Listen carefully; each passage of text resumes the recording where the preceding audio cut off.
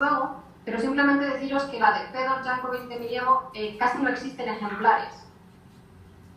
Catalina estaba tremendamente descontenta con esta edición y la hizo desaparecer. Luego veremos por qué. Pero bueno, lo que nos interesa hoy aquí realmente es la lista número 2, la lista de términos que Catalina envió para que fuera traducida a todas las lenguas del reino español, pero ¿cómo se compiló esa lista? Entonces, en la época en la que no había ni Google, ni correo electrónico, ni teléfono, ni nada de nada, los académicos se comunicaban por carta. Entonces, imaginaros toda la comunicación y todo el flujo de conocimiento tardaba meses en llegar y era muy, muy difícil. Entonces, en la época, ya por los siglos XVII y XVIII, existía lo que se denomina la República de las Letras. Y aquí letras viene de lettre en francés, y es una especie de red de contactos y difusión del conocimiento a través de cartas.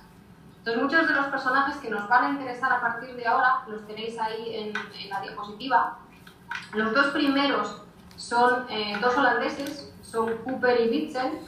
Realmente eran políticos, eran los burgomaestres de varias ciudades de aquí de Holanda, y a lo que se dedicaban tenían contactos con la Compañía Holandesa de Indias. ¿Esto qué quiere decir? Que tenían acceso a información de Asia sobre todo, y sobre todo a conocimiento, a poder comprar libros, a poder comprar arte y a poder mandar cartas muy fácilmente a quien fuera. Entonces, Leibniz se pone en contacto con ellos porque le interesa un jesuita matemático que está en la corte, en el imperio chino. Y aquí es donde entra Joachim Bouvet. Joachim Bouvet era un francés, era un jesuita matemático, que es de los 5 jesuitas matemáticos que van a enseñar al emperador chino cosas de Europa. Entonces, el emperador chino quiere abrir su imperio un poco al conocimiento europeo y abre las puertas a esos jesuitas. Ellos descubren también nuevas cosas y, junto con Mathurin Lacroix, que es un benedictino francés también, pasan la información a Leibniz. ¿Vale? Esto le servirá después para su nuevo lenguaje universal, como veremos después. Leibniz se da cuenta de que él tiene un poco la base de qué se puede hacer, pero que no lo puede llevar a cabo, y que lo tiene que hacer un gran imperio. ¿Dónde consigue el gran imperio? En Pedro I y en Catalina. Sobre todo en Pedro I, con el que se cartea y se escribe y le cuenta qué puede hacer. Se puede hacer un atlas lingüístico, tenemos que buscar el lenguaje universal que nos permita comunicarnos, en el que solo poder decir verdades, etc. Pedro no lo puede hacer y lo va a hacer Catalina. Y luego tenéis ahí a Hervás y Panduria Palas, que serán los que hagan un poco realidad el proyecto. Entonces, ¿cómo relacionamos todo esto?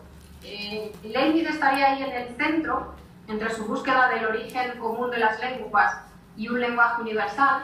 Vamos a tener por un lado a los holandeses Witsen y Cooper, que le pasan la información y le ponen en contacto con los jesuitas y con el benedictino, y ya se va a dar cuenta a través de todos esos contactos que no solo necesita vocabulario, necesita gramática también, para dar una estructura a su lenguaje universal. Entonces, Leibniz, de manera brillante, había publicado su Ars Combinatoria a la edad de 20 o 21 años, muy joven, en la que describió un sistema numérico binario. ¿Vale? Esto ya es un poco complicado con las matemáticas, lo hago un poco sencillo. Él había publicado un lenguaje matemático, ¿vale? Se basaba en un sistema numérico binario de 2 a la 5, que veremos después, y los jesuitas matemáticos en China habían descubierto que los chinos tenían un lenguaje binario que se llamaba I Ching o Fo Ching, y se lo envían a Leibniz. Y el I Ching es algo así. Esa es la circunferencia enviada por Bouvet a Leibniz, que recoge el lenguaje basado en un sistema binario en el que, combinando 64 hexagramas, esos que tenéis ahí, que son simétricos, permitían formar ideas más complejas. De manera que de lo que se da cuenta Leibniz es que con un número pequeño de elementos, pero bien combinados se puede hacer un nuevo lenguaje. Y esa es un poco la idea que representa Google con el Pochi, con el I Ching. Más o menos los hexagramas serían así, es una combinación de líneas y puntos y espacios y son complementarios. Padre cielo, pero toda esa combinación haríamos nuevos conceptos.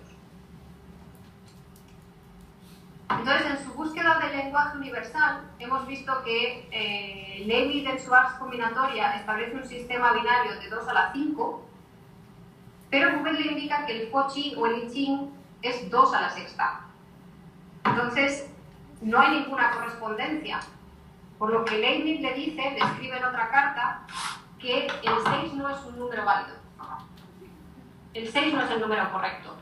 Google le responde que sí, que 6 es el número correcto porque son los días del Génesis. Y sin embargo, Leibniz le indica en otra carta después, imaginaros todo esto pasando meses y meses entre una comunicación y otra. Leibniz le indica que 7 es el número perfecto. Porque si 1 es Dios y 111 es igual a 7 y 7 es la Trinidad. Entonces 7 sería el número perfecto y 2 a la 7 da 128 términos, que serían los número de elementos o el número de palabras que debería tener su lenguaje universal.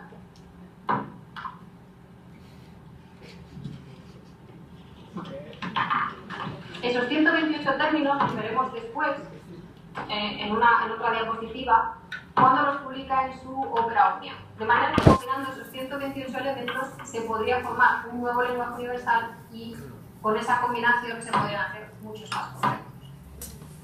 Y bueno, tenéis ahí una especie de resumen de cómo partiendo de las combinaciones, de las comunicaciones entre estudiosos del 17 y del 18, tenéis a Vincent y a Cooper, tenéis a la compañía holandesa de las Indias y a Leibniz, cómo toda esa comunicación nos va a dar el vocabulario polígloto de Herbás y Banduro, el desiderata de Leibniz, con su Opera Omnia, donde va a incluir los 128 términos, y cómo después vamos a tener las listas de Palas, la lista número 2 y la lista de Miriam.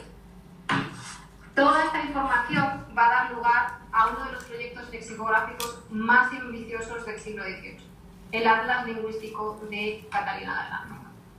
Pero vamos a ver ahora las compilaciones léxicas. Como ya he dicho, la lista de Leibniz se publicará póstumamente, la obra de Herbás y Panduro y la de Palas se va a publicar al mismo tiempo, por lo menos en los primeros volúmenes. Como dije antes, Herbás tuvo noticias del proyecto ruso y, al igual que otros estudiosos europeos, dudaban de la eficacia de la obra, porque nadie había explicado bien ni qué se iba a hacer, ni cómo se iba a hacer, ni nada. Entonces simplemente les parecía que iba a ser un catálogo de lenguas. Posteriormente, Palas utilizará la base de la lista de Leibniz para formar la suya, y de ahí vamos a tener la lista número 2 y posteriormente la lista de Miriam. La obra de Palas, que la veremos a continuación, no tenía ninguna lengua de América ni Filipinas. Sí que va a tener después algunas de Miriam, pero sobre todo de lo que es el norte de Alaska y norte de Canadá. Vale, ahí tenéis la lista original de Leibniz. Si os fijáis, tenemos números, está categorizado por campos semánticos, tenemos números, tenemos miembros de la familia, tenéis las partes del cuerpo, luego hay necesidades básicas, en las que hay agua, animales, plantas, etc. Luego tenemos lo que él denomina naturalia, que son todos accidentes geográficos, o Dios, hombre, mar, río, etc. Y animales también, de nuevo. Y luego tenemos verbos. Si os fijáis, son muy pocos verbos, pero sí son 120. La lista verbal van a ser únicamente 73 términos más números, pero en orden alfabético. Y va a incluir, evidentemente, ya incluye todas las lenguas que conoce y las compara y escribe para hacer una clasificación.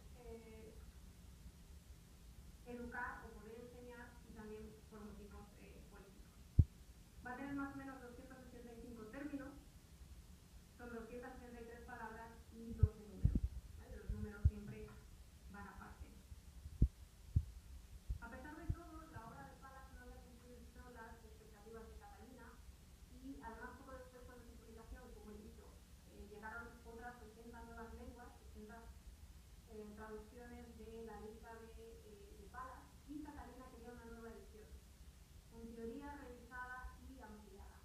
Para ello se lo encargó a Pedro Jankovic de Milievo, que era un polaco que estaba trabajando con ellos, y Milievo lo que hace es una nueva versión con 440 términos y más o menos unas 272 lenguas. Su único problema fue que no siguió el plan de Catalina. Catalina pensaba que Milievo iba a seguir la obra de Palas, iba a añadir alguna modificación, pero básicamente era lo mismo, y Milievo lo que hace es, ya no utiliza las categorías, ya no quiere hacerlo por campos semánticos, sino que él lo organiza alfabéticamente. Catalina no entiende por qué lo hace alfabéticamente, y a ella lo que le parece es que es un catálogo alfabético, pero de lenguas occidentales. Y cree que no tiene ningún sentido en absoluto. Ese gran descontento de Catalina le hace suprimir todas las ediciones. De manera que apenas existen ejemplares de esta edición. Yo nunca he tenido acceso a ella, tampoco conozco a nadie que haya conseguido ver la copia. De manera que tampoco podemos comparar si la lista número 2 procede de Milievo o procede directamente de Palas ampliada. Cotejando las palabras que vienen en Milievo y en Palas y en la lista número 2, bueno, ahí tenéis la comparación de Hervás, Palas y Milievo con el Crític. Si veis, más o menos todos incluyen alrededor de un 70-80% lo mismo. Si comparamos a su vez todo esto, que no lo tenéis ahí, con la lista número 2, vemos que básicamente es la lista de Palas pero ampliada. Lo interesante sería poder compararla también con la de Milievo, puesto que es posterior, y ver si la lista número 2 tiene más parte de Milievo o más parte de Palas. Cabría pensar que si Milievo tiene 440 y la lista número 2 445, sean más o menos la misma, pero no hemos podido ni comprobarlo ni cotejarlo.